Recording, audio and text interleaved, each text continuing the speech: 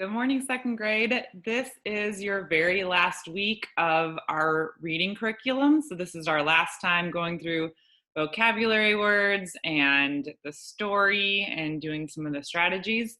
So congratulations, you guys have done such a great job. We are so proud of you. And we're gonna dive in today and talk about imagination. So it says, imagine, where have you gone in your imagination? What did you create? Your imagination lets you do many things. You can do amazing things like fly high in the sky. You can imagine becoming something like a famous scientist. Your imagination is when you visualize or make pictures in your mind of something that isn't actually happening right then. And so your essential question for the week says, where can your imagination take you?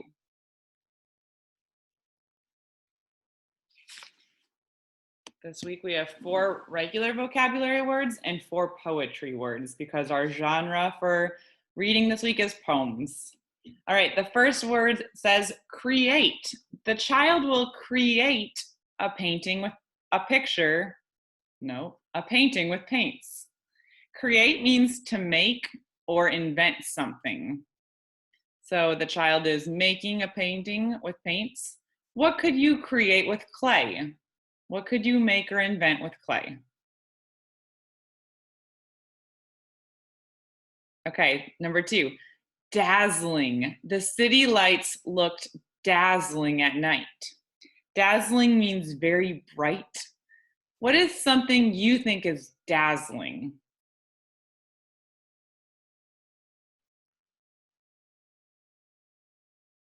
Number 3, imagination. Bill used his imagination to be a pilot. Imagination is visualizing ideas in your mind, and it could be something that is realistic and something that really could come true, just like Bill really could grow up to be a pilot. Or it could be something totally fictional and fantasy that is not a possibility, but it's fun to visualize and to make up the storyline and to pretend with your friends or by yourself. How have you used your imagination? Number 4, seconds. It took just a few seconds to run across the gym.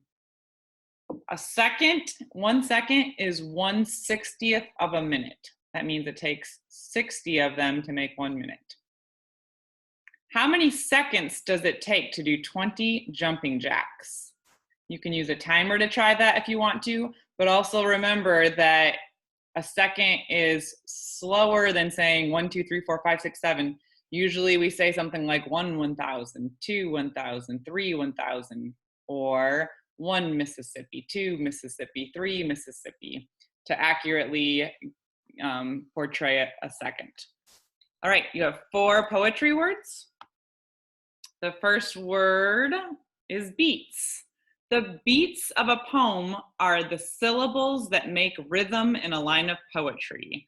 And I know that we talk in class when we're doing some of the poems, sometimes you guys will tap on your leg to the beat of the poem, or we'll tap on our desk and you can kind of tap out the beats or the syllables that make a rhythm. It says, how many beats are in your name? You could tap out your name on your table at home to see how many beats you have in your name or how many syllables you have. Let's see, if I did Megan, that'd be 2 beats. Or if I did Jacqueline, be 3 beats. Nicholas, 3 beats. Jack, 1 beat. All right, the next one, I'm going to go across here. The next one says message.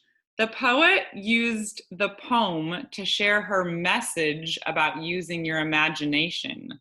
A message is a way to communicate in writing, or it could be a way to communicate in other terms too. You can leave a voice message on someone's phone, but right now we're going to talk about it being a way to express or tell about something in writing. So it says, what is a message in a poem that you enjoy. So we're going to read some poems today, and you guys can think back and say, what is a message from one of the poems that you liked or that you enjoyed? Metaphor. I'm a swan is a metaphor because it compares two unlike things.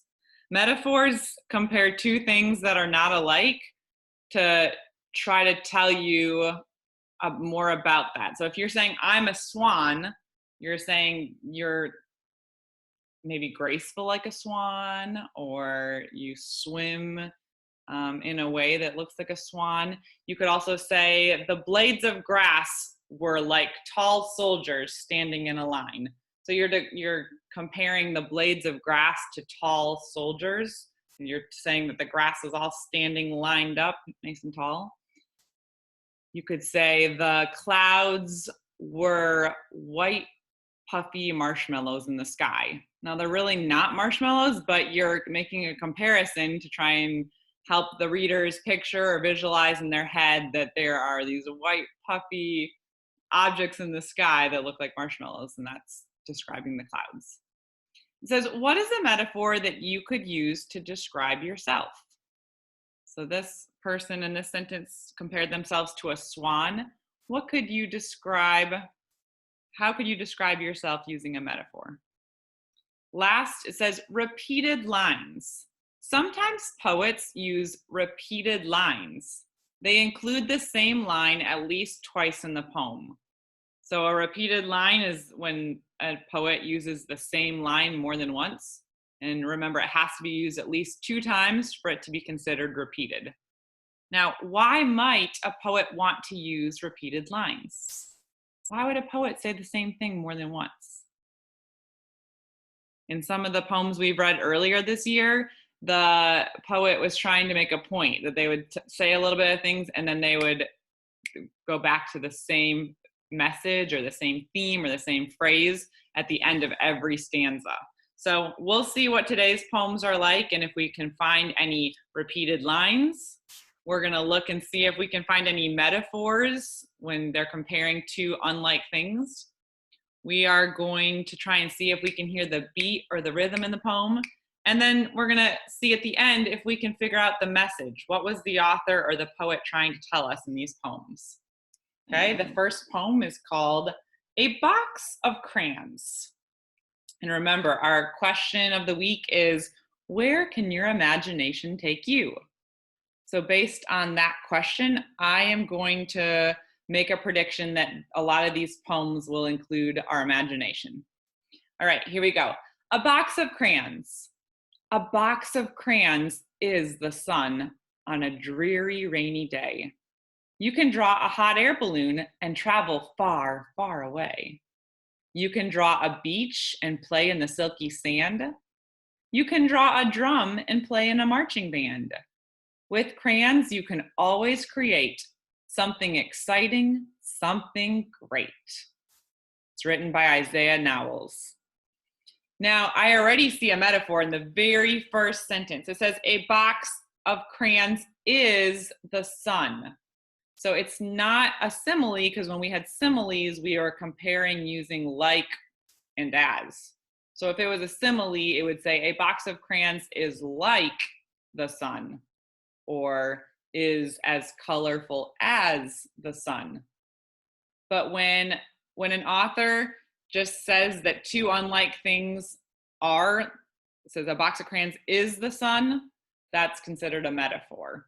So I'm going to look in here and I'm going to try and figure out, why does the author say that a box of crayons is the sun on a dreary, rainy day? Okay, what do I know about a sun on a rainy, gray day? I know that a sun helps change the darkness or the sadness of a gray day, makes things brighter, exciting, happy.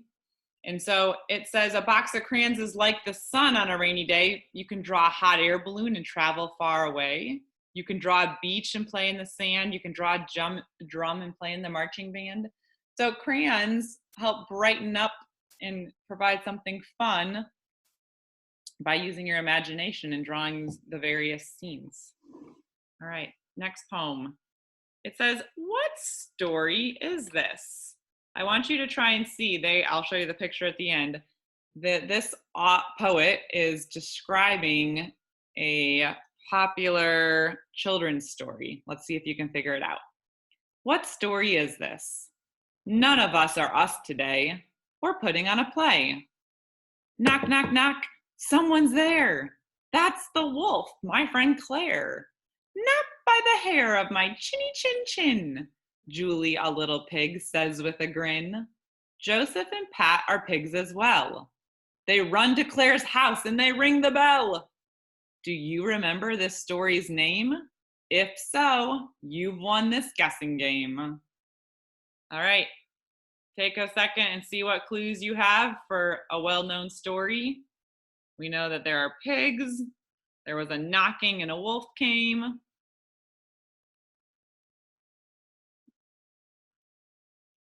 Here's your picture. 3 little pigs and a big bad wolf.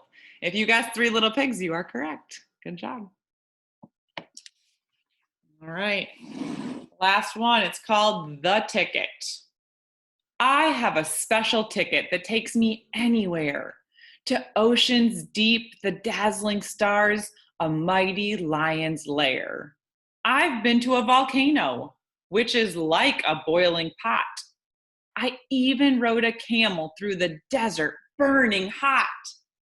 I've shivered in the North Pole at 43 below and built myself a cozy igloo out of blocks of snow. I've met a great inventor and helped him to create a baseball playing robot that slides into home plate. My journeys take just seconds. I simply close my eyes and I'm a rocket, sleek and silver, speeding through the skies. What's that? You'd like to join me? Here's all you have to do. Use your imagination and you'll soon go places too. Written by Constance Kareems. Says, where does each poet go to in his or her imagination? Which poem reminds you of somewhere you have been in your own imagination? Okay, so we talked about the first one. There's a metaphor about a box of crayons being the sun on a rainy or gray day. So it talked about the fun things that places you can go in your mind when you draw them with crayons. This poem was a guessing poem when you were trying to figure out the clues to what play the kids were putting on. And then this one, so they were using their imagination. Let me go back.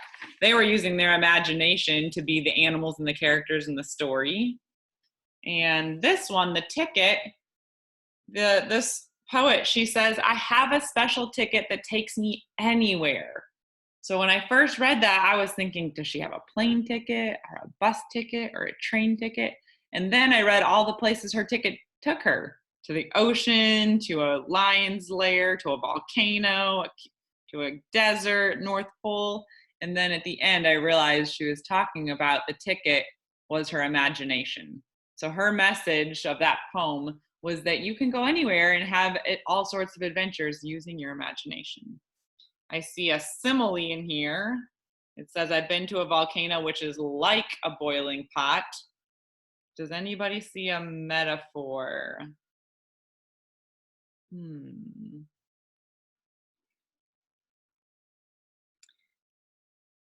Okay, my journey takes just seconds. I simply close my eyes and I'm a rocket, sleek and silver. So they're saying that poet's saying that she is a rocket. So that's another metaphor. She's comparing herself to a rocket.